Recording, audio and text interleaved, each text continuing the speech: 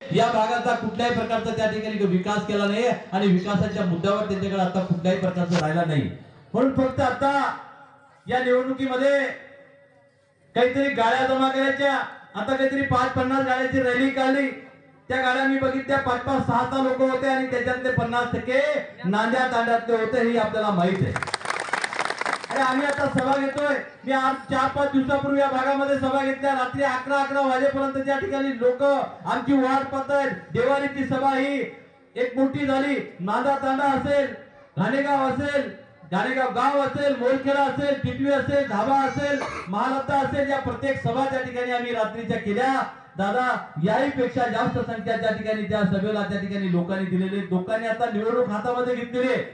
आपल्या सर्वांच्या आशीर्वादाने माझा आणि उत्तम चव्हाण साहेबांचा विजय निश्चित आहे, त्यात आता कुठल्याही प्रकारची शंका नाही। 1 दिवस बाकी आहे आणि 1 दिवसानंतर जेव्हा मतदान होईल तर विजय माझा त्या ठिकाणी तुमच्या आशीर्वादाने त्या ठिकाणी 100% त्या ठिकाणी माझा विजय होणार आहे, त्यात कुठल्याही प्रकारची शंका नाही। आमच्या दोघांचा विजय त्या ठिकाणी होणार आहे। म्हणून माझ्या भाजपच्या कार्यकर्त्यांना, भाजपच्या नेत्यांना, सगळ्या मतदारांना मी या ठिकाणी विनंती करायला लावली की आपल्याकडे 2 दिवस आहे, आपण दक्ष राहा, 2 दिवस आपला गाव सांभाळा।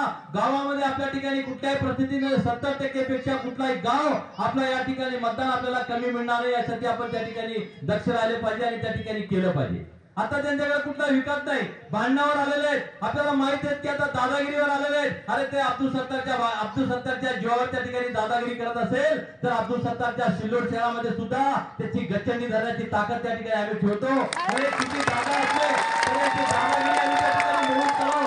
अरे यांचा एक शब्द बोलायची यांची हिंमत नाही, हे फक्त तुम्हाला दादागिरी दाखवत असेल, पण ज्या ठिकाणी बूथवर आता मला नांदा तांड्याचे लोक म्हणत होते की बूथवर दांगडो करतील, भानगडी करतील, अरे बूथवर मी स्वतः उभं राहणार आहे। यांची ताकद असेल त्या बूथवर तर माझ्या अंगावर तरी यावं, मला त्या ठिकाणी बोलून दाखवावं। मी तुम्हाला फक्त एकच विनंती करतोय की आता यांच्याकडे कुठल्याही प्रकारची सत्ता नाहीये, आता कुठलं नाहीये। अरे एकदा हे जिल्हा परिषदेचे सदस्य म्हणून झाले, तुम्हाला त्या गावातून ते जाऊ देणार नाही, ही आपल्याला विसरता चालणार नाही। आपल्याला ही माहिती मला माहित आहे, माझी मुलगी त्या ठिकाणी प्रचार करत असताना त्याच्या मागे गाडी लावली यांनी, आणि गाडी लावताना मुलगी पुढे पुढे चालत होती आणि त्यांच्या भोंग्यात ती गाडी पाठीपाठी मागे जात होती। त्या ढाब्यावाल्याच्या लोकांना तुम्ही त्या ठिकाणी विचारा, अरे इतकी दादागिरी जर तुम्ही करत असेल, आता तुमच्याकडे कुठलाही पद नसताना तुम्ही दादागिरी करताय, अरे तुमच्याकडे जर पद आला तर तुम्ही लोकांना चालू देणार नाही, आणि लोकांना ही माहिती आहे की लोक तुम्हाला कधीही या निवडणुकीमध्ये मतदान करणार नाही, हे लोकांना आता मान्य झालं।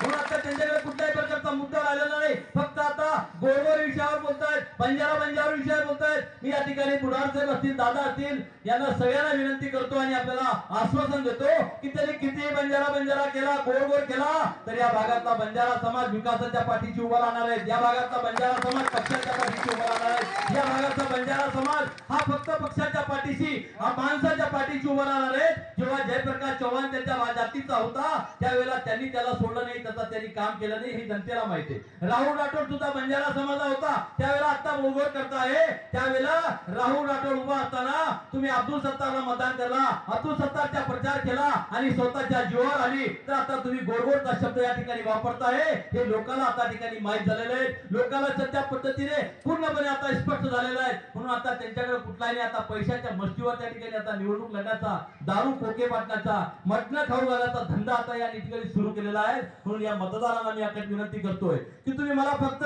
एक वेळेला या भागामध्ये मला संधी द्या, या भागाचा विकासाचा कायापालट केल्याशिवाय मी राहणार नाही, हाही तुम्हाला या ठिकाणी शब्द देतो। आणि दादाच्या माध्यमातून माझा आणि दादाशी चर्चा होत होती, मी दादाला सांगितलं की दादा या भागातले लोक आता मला निवडून देणार आहेत, माझा विजय आता निश्चित राहिलेला आहे, उत्तम चव्हाणचा विजय निश्चित राहिलेला आहे। आपल्याला कुठल्याही परिस्थितीमध्ये अब्दुल सत्तार ग्रामविकास मंत्री असताना, अब्दुल सत्तार अनेक 20 वर्ष सत्तेवर असताना त्यांनी या भागामध्ये कुठलाही विकास केलेला नाही, या भागामध्ये कुठल्याही प्रकारचा त्यांनी केलेला नाही। आपल्या पाठीमागच्या या ठिकाणी मंदिर आहेत, या मंदिरावर येणारी संख्या पूर्ण विदेशातून, पूर्ण राज्यातून, भारतातून या ठिकाणी संख्या येते, पण या मंदिरासाठी 1 रुपया सुद्धा अब्दुल सत्तारने आणि त्याच्या लोकांनी त्या ठिकाणी दिलेला नाही।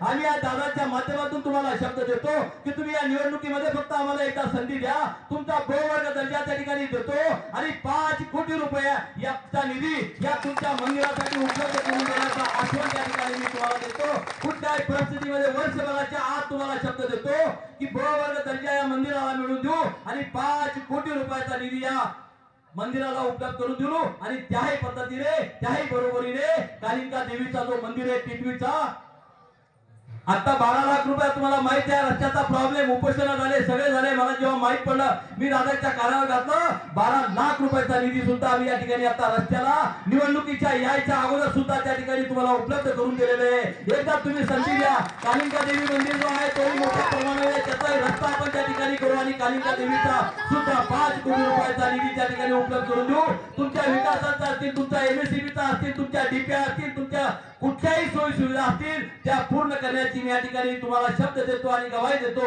आणि दादांना या ठिकाणी एक लाड सांगीला सभा असल्यामुळं मी जास्त न बोलता आपल्याला पुन्हा एकदा विनंती करतो की आपण कुठल्याही बळीला न पडता आपण फक्त कमर या निशाणीवर आम्हाला